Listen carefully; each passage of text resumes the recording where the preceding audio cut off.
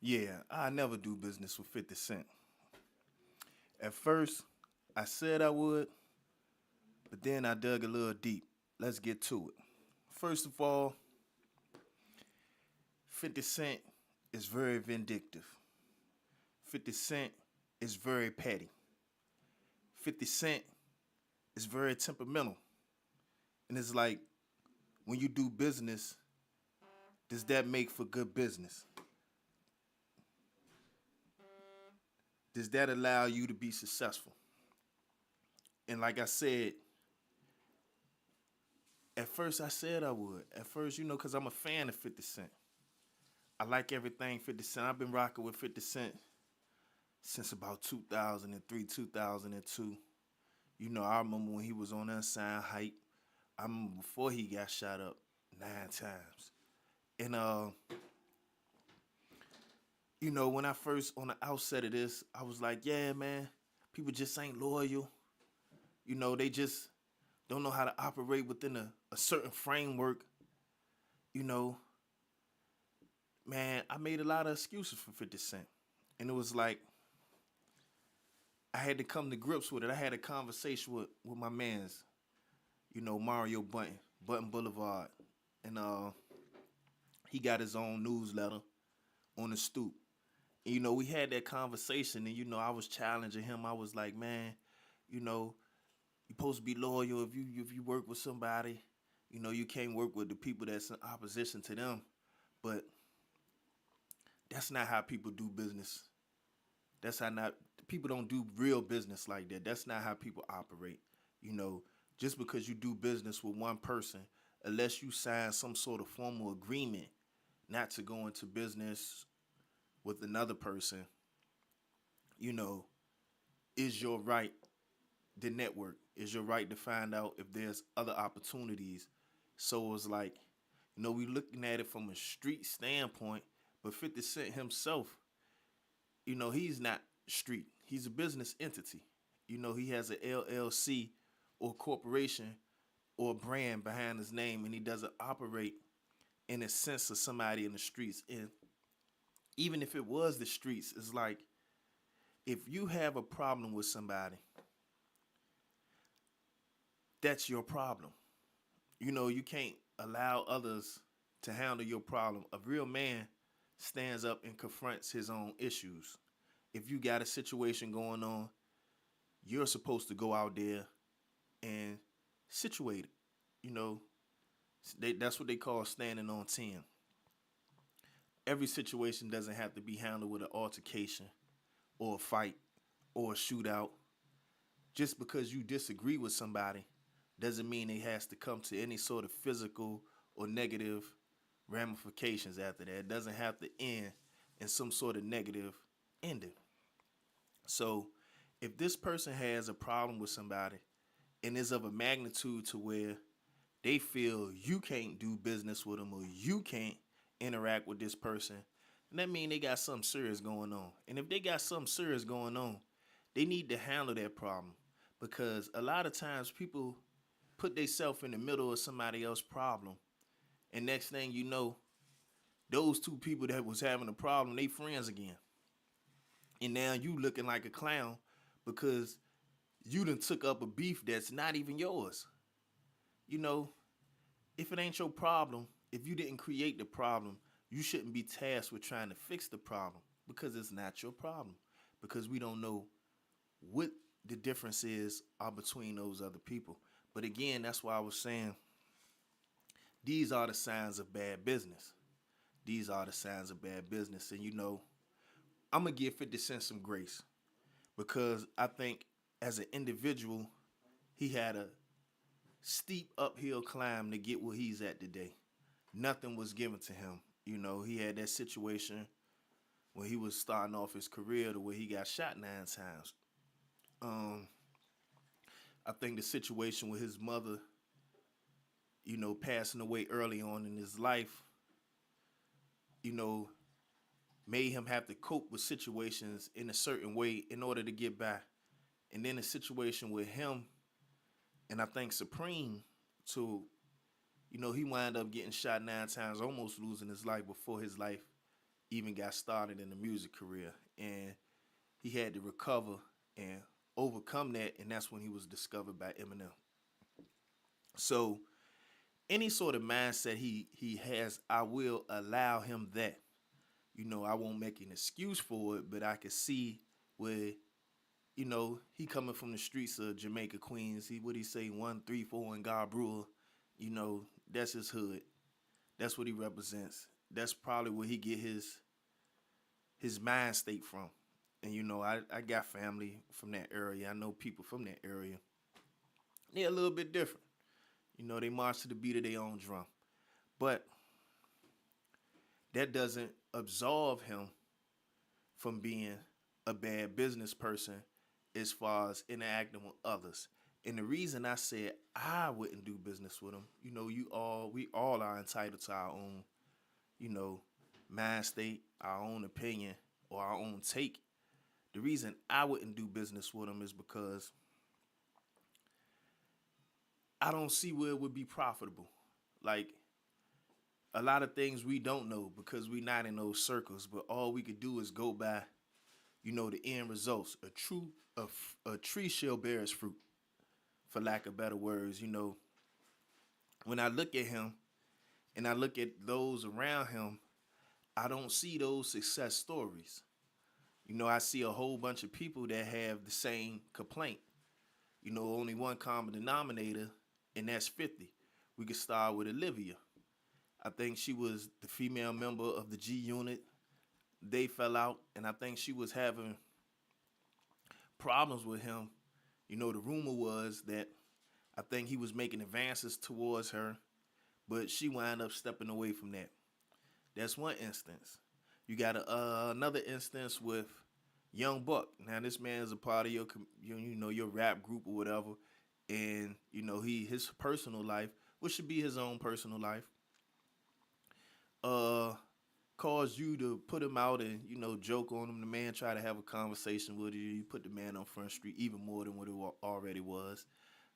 He had a situation with Lloyd Banks. I think he calling Lloyd Banks lazy, so forth. And even to this day, Lloyd Banks still grinding out there.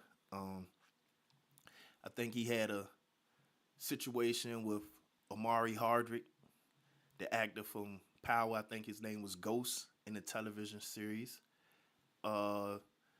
Ghost, I think he was saying that, he doesn't feel that he was fairly compensated for what he did, regardless of what he negotiated. He has the right to feel like he didn't get what he was supposed to get in a situation. By you stating that, that's no slight to anyone. That's just how you feel and the work that you put in. Everything you don't get paid off, some stuff you have to use for a springboard.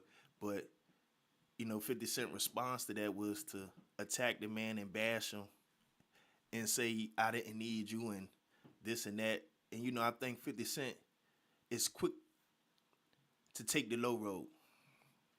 And as a 48, 49, 50-year-old man, he still operates like someone who's immature.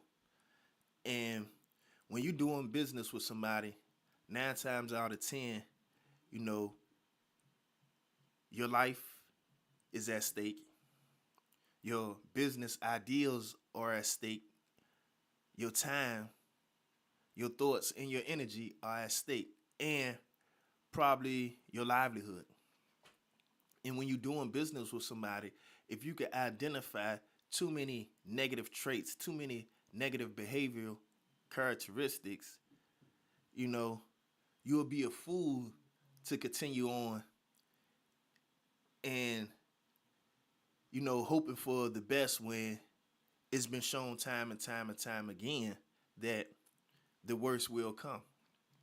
Because we can even look at him and Floyd Mayweather. They was best of friends until they had some sort of skirmish and wind up talking about each other, having big campaigns. He talk about Mayweather's a terrible businessman. He ain't as rich as he seem, and he can't even read. And it's like, how you friends with somebody? Because there's nobody that I was friends with that, in the next 24-hour span, I have a disparaging commentary about him. If he was my friend, even if we're not on the same, playing field anymore, even if we're not, vibing or rocking with each other no more, I could reserve all the negativity because at the end of the day, he was my friend. And if he ever was a true friend, I ain't got nothing disparaging to say about him. You know, we just parted ways. We parted ways. We didn't see eye to eye. So, I wish him the best. But 50 Cent ain't got none of that in him. He'll burn the whole bridge. Now, he'll burn everything down to be the top dog. And it's like, do you trust your business ideals with him? Do you trust your time and energy with him? Where where is the successful proteges? Where's the success stories of those who work with 50 Cent? It ain't a lot. You when you talk about people like Tyler Perry and you know other execs in the entertainment business, you see the fruits of their labor. When you talking to people like Jay-Z and so forth, when you're talking about them, you see others have been successful when they collaborate with them. But you don't see that. You see the Tony Yayos, who, for all intents and purposes, he couldn't survive without a handout from 50 Cent. It's like, where are the people that operate around 50 Cent that don't need 50 Cent that went on to excel by themselves? Like, look at the opportunity that Eminem afforded him. Eminem didn't, attach 50 Cent to him. Eminem allowed 50 Cent to grow and become his own entity, to do his own business dealings. A lot of people don't want you to grow. They don't want you to get past them in no shape, form, or stretch. So I'm going to break down the situation with him and Big Meech. Now, Big Meech, I wouldn't say entrepreneur, but I wouldn't take that off the table for him anyway. He was involved in the RICO conspiracy in the early 2000s. I think it was him and his brother. I think it's Demetrius Flannery, and I forget his brother name, but it was two of them. They had a crew called the 50 Boys. I think they was selling narcotics in the Detroit area, and at some point they parted ways. Big Meech moved and set up shop in Atlanta, and I think he was trying to get into the entertainment business. I remember in the early 2000s they had this big movement called the BMF movement. Now, I didn't know it was a big drug conspiracy because I was seeing them on DVDs. They was doing music. I think his main artist was Blue Da Vinci. Blue Da Vinci, for all intents and purposes, discovered Jeezy. They didn't sign Jeezy to BMF, but he was affiliated with them. And I think when the feds came in and took down the BMF, he was in question, but he didn't have anything to do with their illegal activities. So, he didn't wind up getting locked up with that movement. But he was involved. When you're thinking about the Atlanta music scene, you're thinking about the strip club scenes and Magic City and Strokers and all that stuff. I think who brought a big spotlight to all that stuff, the way he was throwing money around and making opportunities for people, was Big Meech. So Big Meech wound up getting locked up. They had a whole conspiracy case. Him, his brother Terry, whole bunch of other guys implicated in that crime ring. They wound up getting locked up for a long period of time. I think it was some people that cooperated, but Big Meech and his brother, Terry Flannery and Demetrius Flannery, they did not cooperate. So, he went down in street allure as a legend. As a legend, he was one of them people that he ain't had no smut on his name. And a lot of people that's the goal. You do your dirt, you do the crime, you do the time. You ain't trying to take everybody down with you and get away from it. I think he was sentenced to 30 years and wound up serving like 17. And I was in the feds myself. And when I was in the feds, it was from 2010 to 2014. I had a 60-month sentence. I think I did 4 years and 6 months.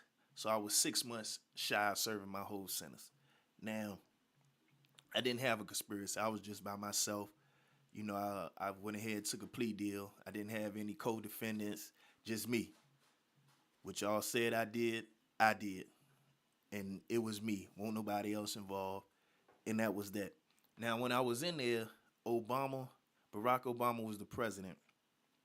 And they had this disparity act where people of, I guess, urban communities, black people, they were getting time cuts because it was found to be true that people from these communities were getting a worse sentence than people from other communities, quote unquote white people. They was getting more for crack cocaine than people was getting in different communities. Like somebody with that same case was getting 3 years and he was getting 20 years. So what they did was they gave out 2 time cuts when I was in the Fed. One was the 12-1 and one was the 18-1. When I was there, some people had 20 years and they was getting instant relief. They was getting released from prison that day. Some people ain't even know they was going home. They'll wake up in the morning, go to breakfast. The counselor be like, hey, man, pack your stuff. You going home. And they were like, what? That's how I was kicking in. And then I think Trump came with another time cut for federal inmates based on drug convictions and stuff like that. Because they had found, through studies and research, they had found that people from black communities were getting severely punished versus those from white communities for the same charge, for the same offenses. Mirror offenses, different sentencing. So it was the Spurgeon Act. They went back, changed the law, undid some of this stuff, and some people was getting immediate relief. Big Meech qualified for those time cuts. So those who saying how you get out so early, I could, I'm speaking from firsthand experience. I know I was in the feds. So, a lot of people, they ain't even been locked up and they make it, hey, how you get out so early? I'm telling you how he got out early. Barack Obama and Donald Trump. Now, 50 Cent and his, I guess, business with Big Meech, while Big Meech was locked up, I think he was trying to, tell his story. He was trying to get a movie done.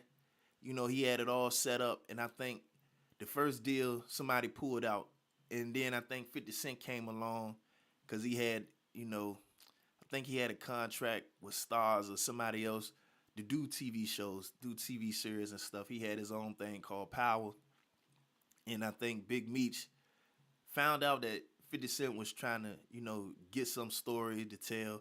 So I think him and 50 Cent wind up doing business, and they had like a liaison. Her name was Tammy Cohen. Now, Tammy Cohen, I think she was that person that I mentioned earlier, Blue Da Vinci's girlfriend. Not his main girl, but, the way he described it was an older chick that he knew when he was trying to get away from the streets. He could go over her house, she cook a good meal. It was his girlfriend. Somehow, he said she didn't know Big Meech. She knew who he was, but she dealt with him. So when they got locked up, he stopped dealing with her. And somehow Big Meech started dealing with her and was using her as a liaison. If people wanted to pass word or had a message for him, he would say, call Tammy, and he would conduct business through her.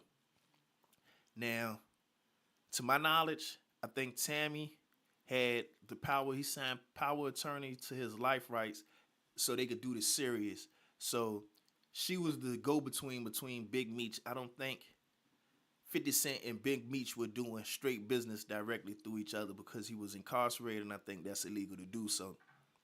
So he signed his rights off to this Tammy Cohen lady, and Tammy Cohen wound up allowing Big Meech to tell a story. I think she was getting the information from Big Meech and from her to 50 Cent and the directors and the producers and stuff like that. That's how this came about. So a little backdrop about Tammy Cohen. Like I said, she was Blue Da Vinci's side piece or whatever you want to call it, turned liaison for Big Meech. I don't think they had a relationship. I don't know. Sometimes when people get in jail, they get the promising baby, ooh, babies. But nobody knows if they were romantically involved or anything like that. I haven't heard anything about that. Now, Tammy, she winds up being an informant for the federal government. I think she was involved in taking down her husband.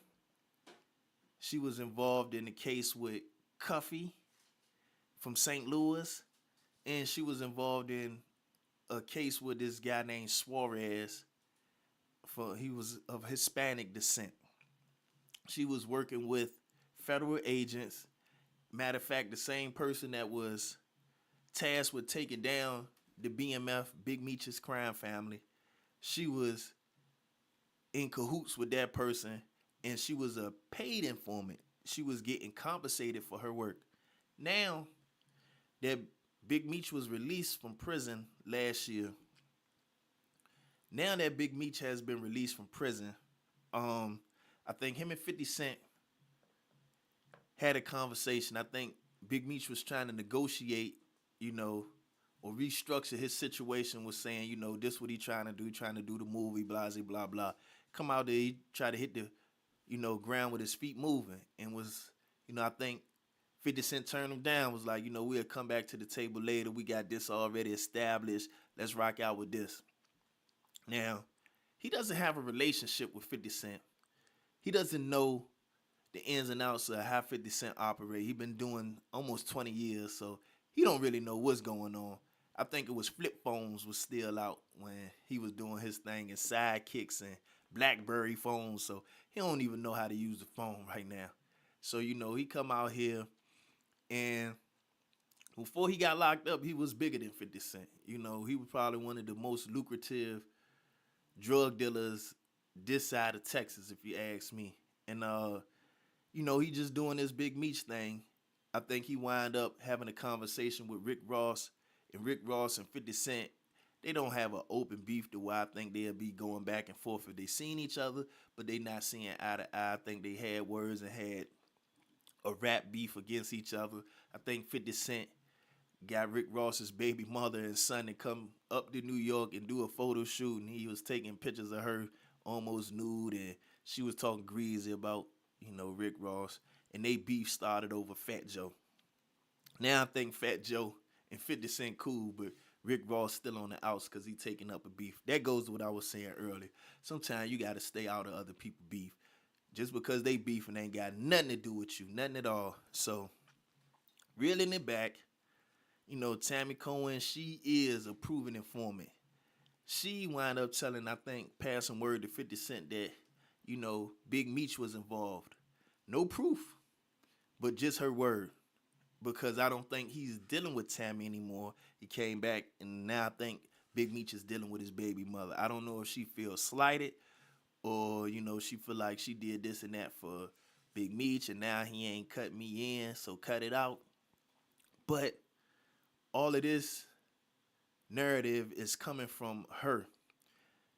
Now, something struck me when it was dealing with 42 Dugg. 42 Dugg is a Detroit artist. I think he did songs with Lil Baby and so forth. And I think he may be related to somebody that was in D12 that was signed up under Eminem. 42 Dugg said, man, show me proof that this man is snitched. If not, shut up. Don't tell me what to do unless you have some proof. You just can't run around here making assumptions and taking the word of somebody that's not credible, because for all intents and purposes, Tammy Cohen is a paid informant. She's not credible. She the worst of the worst. When we start taking the word of the worst over those who have honor, they trying to snatch this man honor. And you could go on and make implications, but if you can't prove these implications, it's something to be said about that. Because then you could just make wild accusations without any proof. That's a no-no. In the professional world, the street world, you don't make wild accusations with somebody without being able to prove it. So, that's where we at right now. We talking about somebody who would make wild accusations about somebody without proof. We talking about somebody that doesn't have a track history of conducting good business with others. Like I said, you got a list of people who have complaints about how he conducts business. So my question was, would you do business with 50 Cent? And when I had my barbershop talk, it was a guy in there that said, yeah, cause that's $5 million on the table. That's 5 million, man. You ain't gonna turn away 5 million. And it struck me. It struck me. Big Meech and his son received a total of $5 million for that story. And the BMF story is worth more than $5 million. He could have earned that $5 million just telling a lesser version of that by himself and selling his own story. The story is bigger than $5 million. That's the BMF story is one of the biggest stories when you talking about crime life and all that stuff. His story crossed paths with P. Diddy. His story crossed paths with almost every major, street situation. His story crossed paths with Gucci Mane, with the whole Atlanta rap scene with Jeezy, and it stretched all the way from California to the Midwest, all the way to the East Coast, right there in Atlanta, all up and down. And I ain't no angel, so I used to be a little bit dibbling dabbling in the streets. I remember his product used to come all the way. I'm from Virginia, used to come all the way to Newport News, Virginia.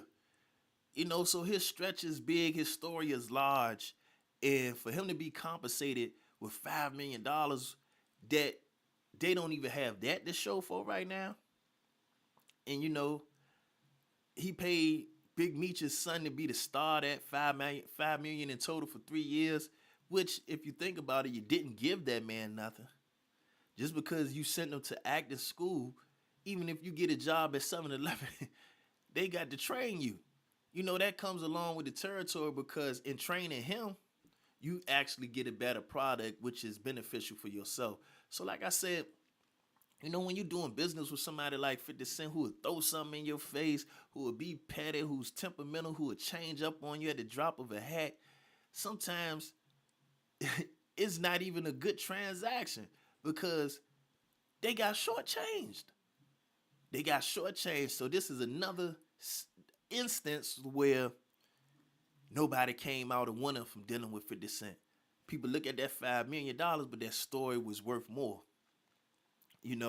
People thinking, oh, he looked out for. So if 7-Eleven give you a job and teach you how to use the cash registers, they looking out for you?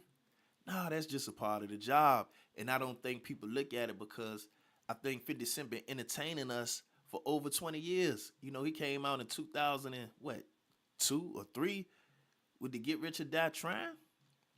And he been in the music industry before that. So, this man been entertaining us for over 20 years. So I think we have become accustomed to his antics. And dude was like, he gonna do that for you do business with him. Just because somebody has bad behavior, is that an excuse for the bad behavior?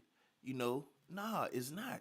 So like I said, myself, I ain't no rich man. And to do business with somebody like him, I'll be in a vulnerable position, because I won't have no leverage. It won't be no leverage in order to make a good deal with him. I'll always be in a position where I got to take whatever he give me. And to me, that's not a ideal situation to do business with somebody. Like, I don't feel like I could prosper from it. If anything, I feel like I lose. So, I just wanted to throw that out there. I know people feel like, he a good businessman. 50 is a good businessman for himself, not necessarily for those around him. And I want you to take that in consideration. If you have, your ideas of, would you, let me know. If I miss something, let me know. Talk to me now.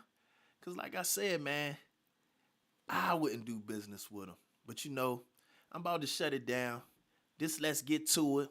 And that's a tour with a U, because I always got you in mind. So if you don't mind, let me break it down for you, because you ain't never heard this before. Fine time saying. And I'm King Sam the Powerful, the biggest hater this side of Texas. I talk reckless. So if you want the truth, the whole truth, and nothing but the truth, so help me God. Matter of fact, y'all can't handle the truth. Court is adjourned. I'm about to shut it down, y'all. I'm out of here, man. I'm out of